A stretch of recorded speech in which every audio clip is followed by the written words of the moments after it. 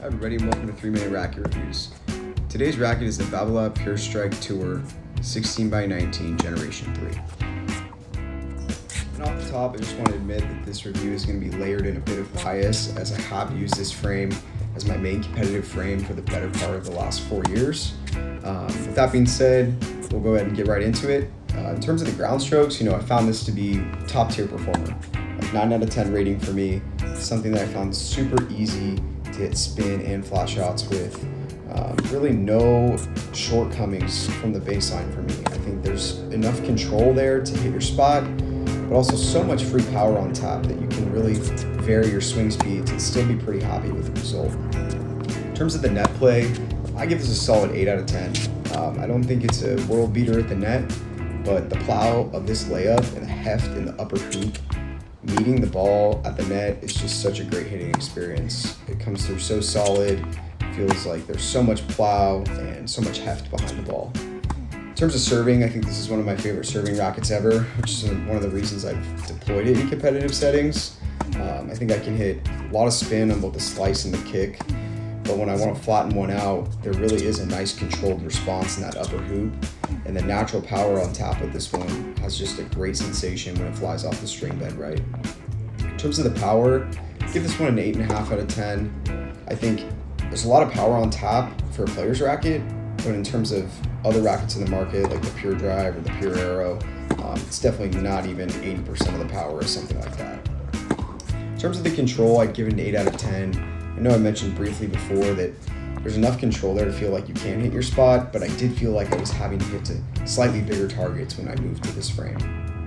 In terms of spin, I'd give this a 9 out of 10. I think for a player's racket, it's probably one of the most spin-friendly out there. The 16x19 pattern combined with all of that heft in the layup and the upper hoop, really it has the ball exploding off the string bed for me. In terms of stability, I'd give it a 9 out of 10.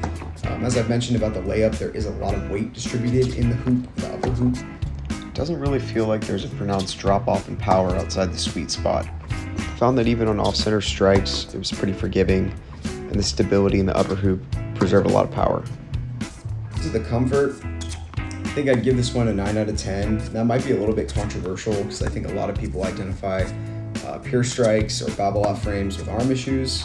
This one I think is much more arm friendly, much softer. It's got a lot to do with that layup and how much heft is there, how much static weight. But in general, I found this to be a really comfortable playing experience. On the flex profile, I'd put this one in the lower yoke. I think they did a really good job with this and Generation 4 at making these feel like traditional players' frames in terms of the flex profile. It really does flex in the right spot for someone that has used a frame like a Prestige or a Pro Staff in their past. Next to our Will It League category, I think this is a great option in a league setting so long as you're used to this static weight. These are coming in at like 340 grams off the shelf, so you add a leather grip to that, you're in 360 gram territory. Just have to keep that in mind if you're going to deploy this in a league setting. If you rely on racket head speed and you're a spinny player, somebody that's used to an 11 ounce racket, it's definitely not for you. Lastly, onto the cosmetics, I'd give this one an 8 out of 10. I think they did a really good job with the classic Babolat color blocking and the striping in the lower hoop. I do really wish the throat design was less busy on this one, but in general, I really do like the cosmetic here. Thanks everybody for joining us on the review today. We'll see you in the next one.